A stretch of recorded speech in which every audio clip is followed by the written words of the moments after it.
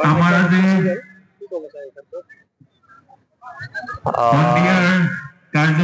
মানে অতি পৰম্পৰাগত ভাৱে অতীজৰে পৰা ৰাভা জনগোষ্ঠীটোৱে যেতিয়া খেতি পথাৰলৈকে যায়, যেতিয়া জীৱিকাৰ প্ৰণালীকে যায়, তাৰ আগতে বাইকদেৱে ওচৰৰ আশীৰ্বাদ লয়। যিহেতু খেতি পথাৰলৈ যায়, সেইকাৰণে এইটো কৃষিভিত্তিক উৎসৱ বুলি কোৱা হয়। জনগোষ্ঠীটোৰ মূল ফেষ্টিভেল হয়। গতিকে আজি দুৰ্গান্ত ৰাভা ছাত্ৰ সন্থাই বাইকো উৎসৱৰ সংক্ৰান্তত বাইকো পূজা সংক্ৰান্ত বাইকোৎসৱ দেৱীৰ পূজা ইতিমধ্যে প্ৰচাৰৰ দায়িত্ব গ্ৰহণ কৰিছে। আৰু সেই সূত্ৰে দুৰ্গান্ত ৰাভা ছাত্ৰ সন্থাই আজি 26টা বছৰে এই অনুষ্ঠানটোৰ আয়োজন কৰি আহিছে। তাৰ কাৰণে মই দুৰ্গান্ত ৰাভা ছাত্ৰ সন্থাক মই সভাপতি সম্পাদক সমন্বিতে বিগত সময়ছোৱাত যিসকল ব্যক্তি ইয়াত জড়িত হৈ আছে, উদযাপন কমিটিৰ যিসকল ব্যক্তি ইয়াত জড়িত হৈ আছে, সকলোকে মই ধন্যবাদ জ্ঞাপন কৰিছো। আৰু বাইকদেৱীৰ ওচৰত মই আৰাধনা কৰিছো, প্ৰাৰ্থনা কৰিছো যে জনগোষ্ঠীটোৰ বিশ্বাস আৰু পৰম্পৰাৰ মাজেৰে জনগোষ্ঠীটোৰ আজিৰ ইতিহাস অতিবাহিত হৈছে। গতিকে মই আশা প্ৰকাশ কৰিম যে তেখেতে আমাক সাহস আৰু প্ৰেৰণা দিব। আৰু গোটেই অঞ্চলবাসী ৰাইজৰ কৃষিভিত্তিক যি ব্যৱস্থা, যিহেতু আগতে আমি এই পূজাটো আমি কৰো, গোটেই বাইকদেৱীয়ে আশীৰ্বাদ কৰিব। ইয়াত যি অপায় অমংগল আছে সেইসমূহ দূৰ কৰিব, ইয়াৰ পীড়াসমূহ দূৰ কৰিব। আৰু গোটেই জনগোষ্ঠীটোৰ যি আত্মনিয়ন্ত্ৰণ যি ব্যৱস্থা আছে, জনগোষ্ঠীৰ ভুগি থকা যি সমস্যাসমূহ আছে বা এই গোটেই অঞ্চলত বসবাস কৰা, বিশেষকৈ দুৰ্গান্ত ৰাভা ছাত্ৰ সন্থা এলেকা সাঙুৰি বিভিন্ন জাতি জনগোষ্ঠীৰে পৰিপূৰ্ণ এটা বৃহত্তৰ অঞ্চল। গতিকে এই অঞ্চলত থকা প্ৰত্যেকটো জাতিৰে যাতে সমস্যাবোৰ সমাধান হয়, প্ৰত্যেকটো জাতিয়ে ভুগি থকা যিমানবোৰ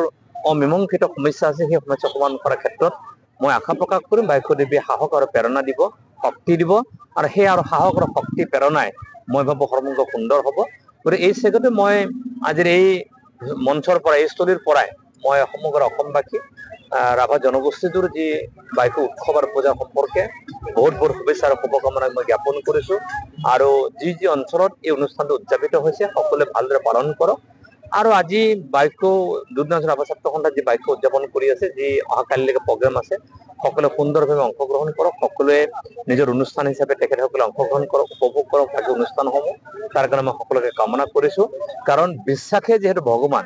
গতিকে বাইকদেৱীৰ ওচৰত যদি আমাৰ সঁচাকে বিশ্বাস আছে, সকলো জাতি জনগোষ্ঠীৰ যদি আমি এই অনুষ্ঠানটোৰ প্ৰতি বিশ্বাস আছে, নিশ্চয় আমি অশান্তি সৃষ্টি নকৰিম, নিশ্চয় অশান্তি নিশ্চয়কৈ নহব। মই তাকে আশা প্ৰকাশ কৰিছো, কামনা মই প্ৰকাশ কৰিছো। আৰু আহি থকা দিনসমূহত মই ভাবো যে যি ধৰণে মানে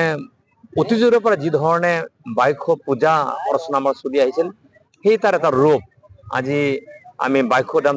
উদয়পুৰ স্থিত বাইকদামত তাক আমি প্ৰতিফলিত কৰিব কাৰণে প্ৰয়াস আমি কৰিছো। যোৱা বছৰৰ পৰা এইবেলিও আমি আৰম্ভ কৰিছো। আৰু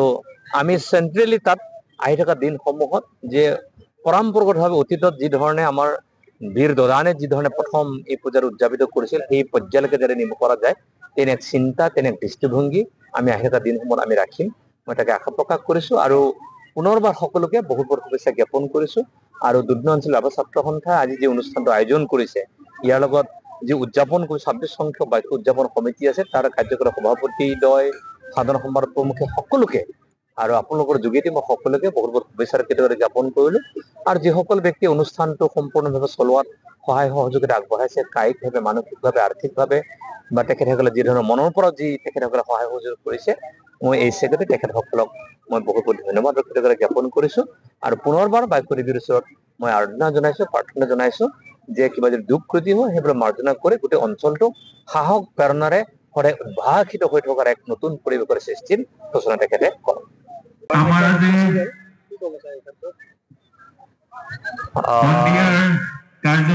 মানে অতি পৰম্পৰাগত ভাৱে অতীজৰে পৰা ৰাভা জনগোষ্ঠীটোৱে যেতিয়া খেতি পথাৰলৈকে যায়, যেতিয়া জীৱিকাৰ প্ৰণালীকে যায়, তাৰ আগতে বাইকদেৱে ওচৰৰ আশীৰ্বাদ লয়। যিহেতু খেতি পথাৰলৈ যায়, সেইকাৰণে এইটো কৃষিভিত্তিক উৎসৱ বুলি কোৱা হয়। জনগোষ্ঠীটোৰ মূল ফেষ্টিভেল হয়। গতিকে আজি দুৰ্গান্ত ৰাভা ছাত্ৰ সন্থাই বাইকো উৎসৱৰ সংক্ৰান্তত বাইকো পূজা সংক্ৰান্ত বাইকোৎসৱ দেৱীৰ পূজা ইতিমধ্যে প্ৰচাৰৰ দায়িত্ব গ্ৰহণ কৰিছে। আৰু সেই সূত্ৰে দুৰ্গান্ত ৰাভা ছাত্ৰ সন্থাই আজি 26টা বছৰে এই অনুষ্ঠানটোৰ আয়োজন কৰি আহিছে। তাৰ কাৰণে মই দুধনৈ অঞ্চল ছাত্ৰ সন্থাক মই সভাপতি সমাজক সমন্বিতে বিগত সময়ছোৱাত যিসকল ব্যক্তি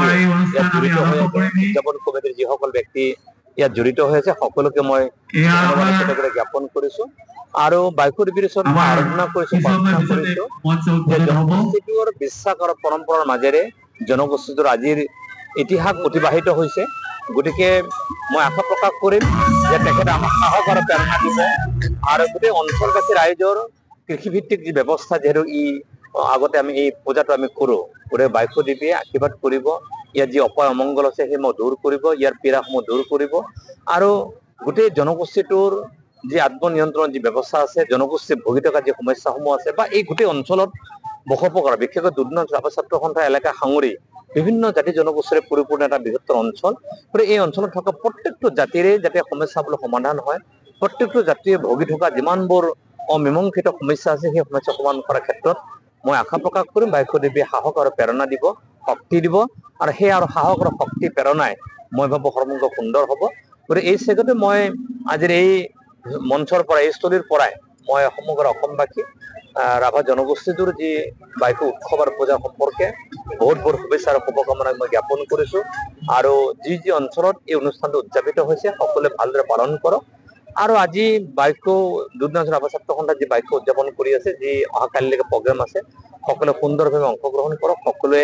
নিজৰ অনুষ্ঠান হিচাপে তেখেতসকলে অংশগ্ৰহণ কৰক উপভোগ কৰক বাকী অনুষ্ঠানসমূহ তাৰ কাৰণে মই সকলোকে কামনা কৰিছো কাৰণ বিশ্বাসে যিহেতু ভগৱান গতিকে বাইকু দেৱীৰ ওচৰত যদি আমাৰ সঁচাকে বিশ্বাস আছে সকলো জাতি জনগোষ্ঠীৰ যদি আমি এই অনুষ্ঠানটোৰ প্ৰতি বিশ্বাস আছে নিশ্চয় আমি অশান্তি সৃষ্টি নকৰিম নিশ্চয় অশান্তি নিশ্চয়কৈ নহ'ব মই তাকে আশা প্ৰকাশ কৰিছো কামনা মই প্ৰকাশ কৰিছো আৰু আহি থকা দিনসমূহত মই ভাবো যে যি ধৰণে মানে অতীজৰে পৰা যি ধৰণে বাইকু পূজা অৰ্চনা আমাৰ চলি আহিছিল সেই তাৰ এটা ৰূপ আজি আমি বাইকু দাম দুধনৈৰ উদয়পুৰস্থিত বাইকু দামত তাক আমি প্ৰতিফলিত কৰিবৰ কাৰণে প্ৰয়াস আমি কৰিছো যোৱা বছৰৰ পৰা এইবেলিও আমি আৰম্ভ কৰিছো আৰু আমি চেন্ট্ৰেলি তাত আহি থকা দিনসমূহত যে পৰম্পৰাগতভাৱে অতীতত যি ধৰণে আমাৰ বীৰ দদানে যি ধৰণে প্ৰথম এই পূজাৰ উদযাপিত কৰিছিল সেই পৰ্যায়লৈকে যাতে নিব পৰা যায় তেনে এক চিন্তা তেনে এক দৃষ্টিভংগী আমি আহি থকা দিনসমূহত আমি ৰাখিম মই তাকে আশা প্ৰকাশ কৰিছো আৰু পুনৰবাৰ সকলোকে বহুত বহুত শুভেচ্ছা জ্ঞাপন কৰিছো আৰু দুধনৈ অঞ্চল ৰাভা ছাত্ৰ সন্থাই আজি যি অনুষ্ঠানটো আয়োজন কৰিছে ইয়াৰ লগত যি উদযাপন কৰি 26 সংখ্যক বাইকু উদযাপন সমিতি আছে তাৰ কাৰ্যকৰী সভাপতিদ্বয় সাধাৰণ সম্পাদক প্ৰমুখে সকলোকে আৰু আপোনালোকৰ যোগেদি মই সকলোকে বহুত বহুত শুভেচ্ছা জ্ঞাপন কৰিলো আৰু যিসকল ব্যক্তি অনুষ্ঠানটো সম্পূৰ্ণভাৱে চলোৱাত সহায় সহযোগিতা আগবঢ়াইছে কায়িকভাৱে মানসিকভাৱে আৰ্থিকভাৱে বা তেখেতসকলে যি ধৰণৰ মনৰ পৰা যি তেখেতসকলে সহায় সহযোগ কৰিছে মই এই চেগতে তেখেতসকলক মই বহুত বহুত ধন্যবাদ জ্ঞাপন কৰিছো আৰু পুনৰবাৰ বাইকু দেৱীৰ ওচৰত মই আৰাধনা জনাইছো প্ৰাৰ্থনা জনাইছো